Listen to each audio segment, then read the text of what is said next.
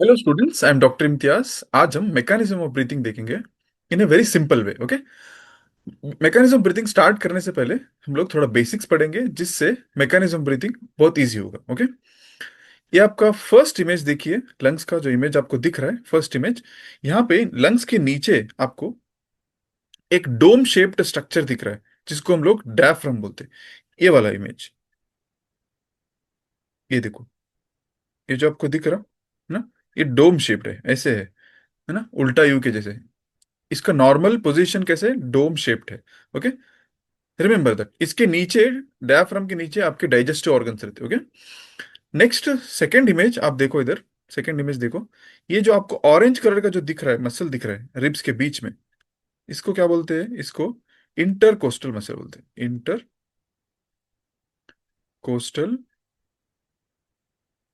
Muscle, इसको intercostal muscle बोलते हैं। जैसे ये इंटरकोस्टल मसल कॉन्ट्रैक्ट होता, ये रिब्स को ऊपर लेके जाता और बाहर की तरफ लेके जाता। Whenever it get contract, it will uplift the ribs and take outward. जैसे ही ये मसल कॉन्ट्रैक्ट होता, ये मसल रिब्स को बाहर की तरफ और ऊपर की तरफ लेके जाता है। हाँ? ये जस्ट रिमेंबर, इंटरकोस्टल मसल जब कॉन्ट्रैक्ट होता, रिब्स को ऊपर लेके जाता और बाहर की तरफ लेके जाता। Just remember this. ओके, और थर्ड जो बेसिक है हमारा, प्रेशर के बारे में। Okay, is pressure is inversely proportional to area. मतलब जैसे एरिया बढ़ता, प्रेशर कम होता। प्रेशर बढ़ा, एरिया कम होता। बोथ, मतलब वाइस वर्सा। एरिया बढ़ा, प्रेशर कम होता। प्रेशर बढ़ना बोले तो एरिया कम रहना। ओके, और हमारा एक और चीज, एक और बेसिक आपको ये मालूम रहना चाहिए। Air will always move from high pressure से लो प्रेशर की तरफ। एयर हमेशा हाई प्रेशर से लो प्रेशर की तरफ ट्रैवल करती है। ओके, इतना बेसिक से हम लोग, अब हम मैकेनिज्म ऑफ ब्रीथिंग पढ़ेंगे। मैकेनिज्म ऑफ ब्रीथिंग में फर्स्ट स्टेप, इनहेलेशन। आप जैसे हवा को अंदर लेना। ओके, हाँ, हवा को अंदर लेना कैसे होता, इनहेलेशन कैसे होता, इसमें जो है दो मसल का बहुत इन्वॉल्वमेंट रहता। First one is your diaphragm, जो हमने, okay, diaphragm, diaphragm will contract. जैसे डायफ्राम कॉन्ट्रैक्ट होता, इसका नॉर्मल शेप हम देखें, डोम शेप था, ये डोम शेप से फ्लैट हो जाता। डायफ्राम कॉन्ट्रैक्ट हुआ तो डोम शेप से फ्लैट होता। Okay, first mechanism, first step क्या हो रहा है इनहेलेशन में? डायफ्राम का कॉन्ट्रैक्ट होना, जिसकी वजह से dome shaped diaphragm is becoming flat. Now it is becoming flat shaped. Okay, second step, second step क्या होता है इंटरकोस्टल मसल के साथ? Intercostal muscle, intercostal muscle also contracts. ये भी क्या कर रहा, कॉन्ट्रैक्ट हो रही, जिसके वजह से ये इंटरकोस्टल मसल कॉन्ट्रैक्ट होने की वजह से रिब्स को, हम लोग देखा था इंटरकोस्टल मसल कॉन्ट्रैक्ट हुई तो रिब्स को ऊपर ऊपर लेके जाएगी और बाहर की तरफ लेके जाएगी। ओके, फर्स्ट स्टेप इनहेलेशन में आप मेरे साथ प्रैक्टिस करेंगे। When I am inhaling there, inhaling I am, when you deep inhale, मतलब ज्यादा आप इनहेल करते हैं तो आप, you will put pressure on your stomach.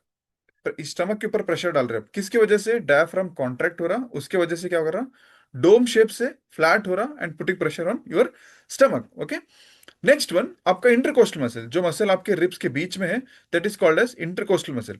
Intercostal muscle भी कॉन्ट्रैक्ट हो रहा। इंटरकोस्टल मसल कॉन्ट्रैक्ट होने की वजह से रिब्स को ऊपर लेके जा रहा और बाहर की तरफ लेके जा रहा। ये दोनों प्रोसेस की वजह से आपका एरिया बढ़ रहा। क्या बढ़ रहा आपका? This is increasing your area. Area बढ़ा तो प्रेशर, प्रेशर कम। एरिया बढ़ा, प्रेशर कम। ओके, प्रेशर कम हो।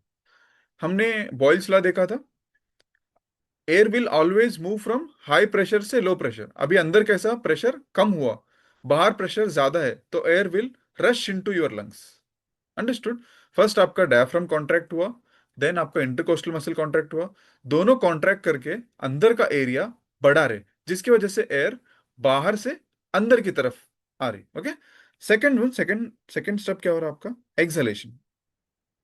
एक्सहेलेशन में अगेन सेम सेम स्ट्रक्चर, आपका डोम शेप्ड डायफ्राम जो कॉन्ट्रैक्ट हुआ था। Okay, first one is your diaphragm,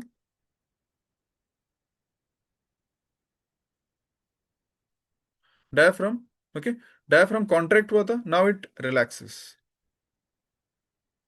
and become again your dome shaped. Okay, again dome shape हुआ।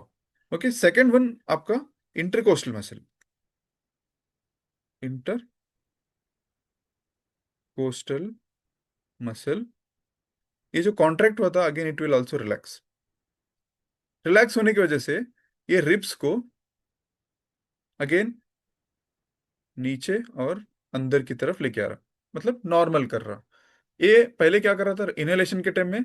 ऊपर लेके गया था और बाहर की तरफ लेके गया था। Now it is coming back to its normal position, अंदर और नीचे की तरफ। ओके, जिसकी वजह से प्रेशर प्रेशर प्रेशर क्या हो रहा है? इंक्रीज और डिक्रीज हो रहा। प्रेशर इज इंक्रीजिंग, जगह कम हुआ, बिकॉज एरिया कम हुआ। इसकी वजह से क्या कर रहा है, जो अंदर एयर रहती वो बाहर जा रही। Okay, okay, let me revise one more time, summarise. Okay, एक बार समराइज करेंगे।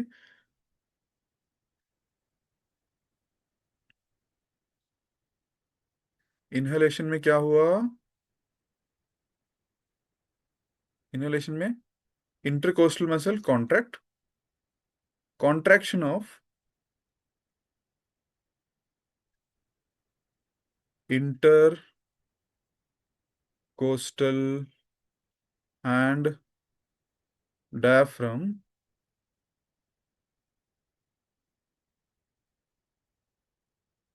increasing the area. As a result, pressure decreasing and air is moving in. Understood. Inhalation में क्या हुआ? डायफ्राम का कॉन्ट्रैक्ट हुआ और आपका इंटरकोस्टल का मसल का कॉन्ट्रैक्ट हुआ, जिसके वजह से रिब्स ऊपर गए और बाहर की तरफ गए, दोनों मिलके अंदर का एरिया बढ़ाए। As a result pressure is decreasing and the air is rushing from outside to inside. Okay, exhalation में एग्जैक्टली अपोजिट। एक्सहेलेशन में आपका intercostal muscle relaxes and your diaphragm relaxes, and this is making the pressure increases। Pressure बढ़ रहा है यहाँ पे। Pressure बढ़ने की वजह से एरिया कम हो रहा, एरिया कम होने की वजह से जो अंदर जो आपका हवा थी वो बाहर की तरफ जा रही। This is your inhalation and exhalation. Okay, understood guys? Thank you.